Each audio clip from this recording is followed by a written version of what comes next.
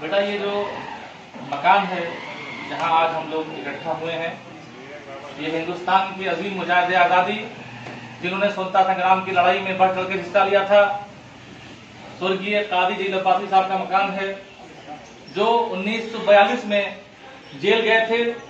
एक लंबी लड़ाई उन्होंने लड़ी थी देश को आज़ाद कराने के लिए। लखनऊ यूनिवर्सिटी के अध्यक्ष हुआ करते थे और स्टूडेंट फेडरेशन बनाई थी, जिसमें सारे नौजवानों के साथ मिलकर, छात्रों के साथ मिलकर अंग्रेजों के खिलाफ एक बिगुल बजाई थी।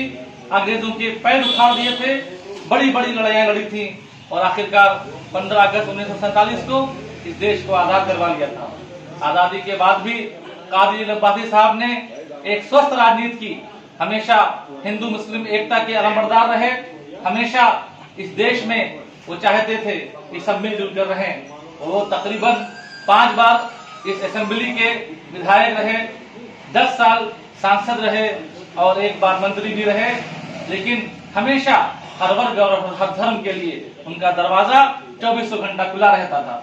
जो कभी कोई धार्मिक बातें करता था, वो कहते थे कि यहाँ धर्म की बातें ना करो, हम सबके सांसद हैं, हम सबके विधायक हैं, वो किसी भी धर्म का आदमी हो, हम उसका काम करेंगे और एक अच्छे समाज का निर्माण करेंगे। बेटा आज हमें कुछ सीखने की जरूरत है, उनसे सीखने की जरूरत है। अगर हम उनके बताए हुए रास्ते पर चलेंगे, एक अच्छे समाज का निर्माण करेंगे, हिंदू मुस्लिम एकता सब मिलकर रहेंगे, तो एक सच्ची श्रद्धांजलि हमारी उनके लिए होगी।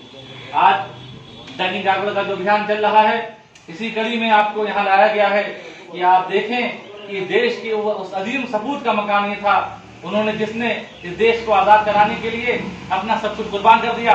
अपनी किताब में कादी जलील अब्बासी साहब ने, उनकी बायोग्राफी है क्या दिन थे, उसमें लिखा है कि सिर्फ 1 जोड़े कपड़े होते थे और उसी 1 जोड़े कपड़े में पूरे हिंदुस्तान का भ्रमण कर कर इस देश को आजाद कराने के लिए बड़े बड़े जो अभियान चलते थे उसमें वो शामिल होते थे और रात में कपड़ा वही धुल के डालते थे और सुबह फिर वही पहनकर आगे बढ़ जाते थे। देश को आजाद कराने के लिए बड़े बड़े उन्होंने मुजाहिदे किए, बड़ी बड़ी लड़ाइयां लड़ी, तब जाके ये देश आजाद हुआ।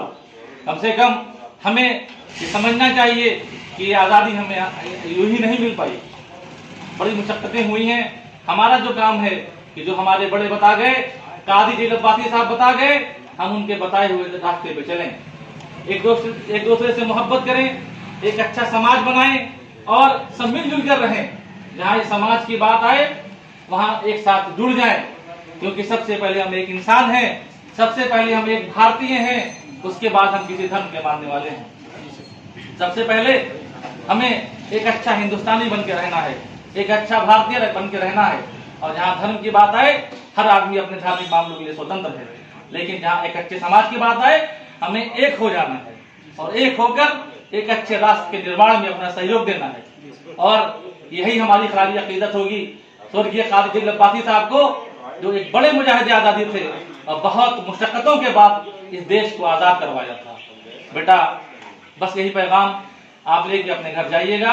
और चूंकि उसमें कुछ कम बच्चों को शामिल होना था, 15 अगस्त आएगा, सबको बताया जाएगा, लेकिन आपका भी काम है जो आज आपको बताया जा रहा है, इसको जाके अपने लोगों में, अपने दोस्तों से बताओ कि कैसे कैसे महान लोग थे, अपने ही गांव के थे, अपने ही क्षेत्र के थे।